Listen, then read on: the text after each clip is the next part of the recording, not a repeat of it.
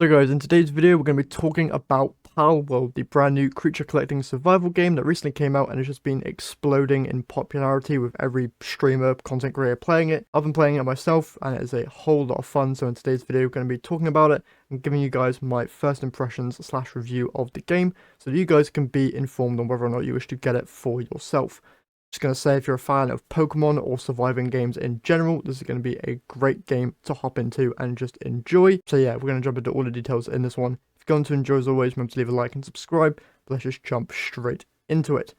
So before we get into the nitty-gritty of the game, first I want to go over the world settings, because you can go from one extreme to the other.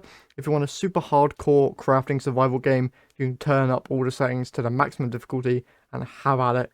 Have a difficult game to enjoy there.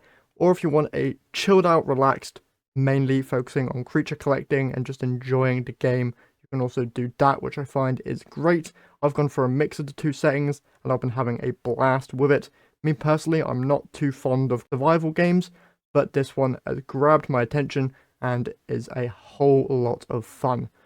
So let's just jump into the first thing here, which is the open world exploration. The map itself is huge and there's a whole load of different biomes for you to explore. You'll first start off in a foresty mountain area, which will have all your basic low level pals. Then once you get higher levels, go exploring. You can then find more unique, diverse pal types and go and catch those. You can get different mounts to help you explore. You'll find these wolves or these rideable mounts first, and then you can find birds to fly around. Very, very fun exploration. You'll also find these green glowing orbs, which is going to be useful for helping you increase your character stats in terms of catching. So a whole load of exploration things to find. There's also chests, which can give you items, which is very, very useful.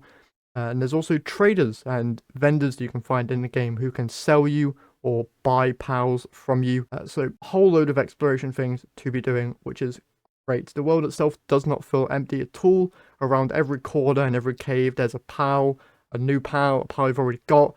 There's rewards for catching multiple of the same pal, so you get more XP.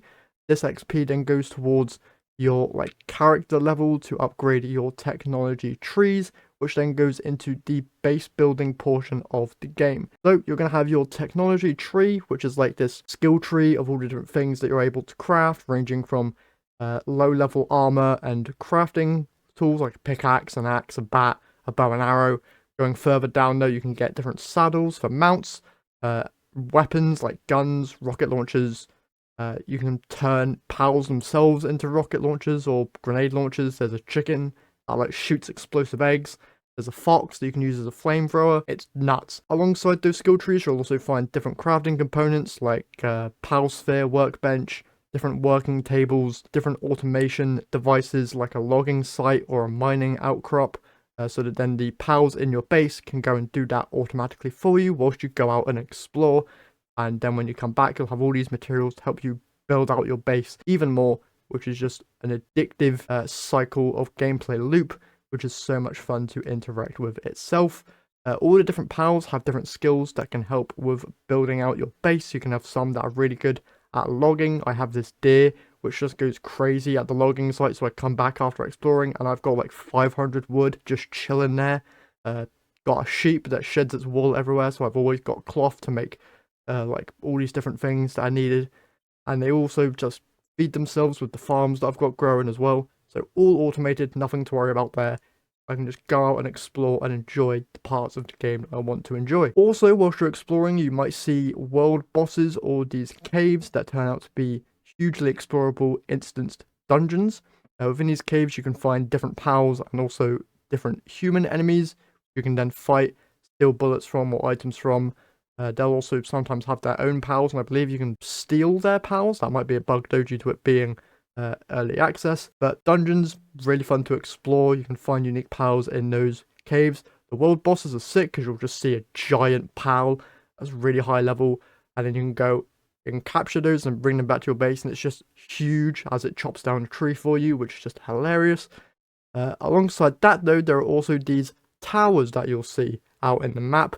And these are the main story of the game. So in the intro cutscene for the game, there's a little iPad device that tells you that the towers are important. But apart from that, There's not really anything to tell you otherwise, apart from the tutorial, which has you challenge one of the towers, which is basically just a boss fight with a person riding on a pal that has a machine gun. So it's insane. You can send out your pals to fight, and then you can be in the background just shooting a crossbow at it. It's nuts in terms of the diversity in terms of content within this game.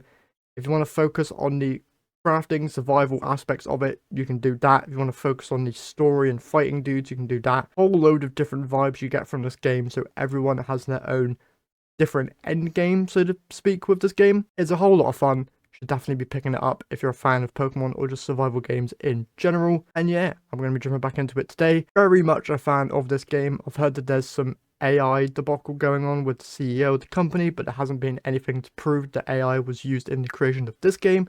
So it should be all good. If any new information on that comes up, I'll leave a comment on this video. I'll pin it as well so you guys can be up to date on that as well. But what I know, the game's chill.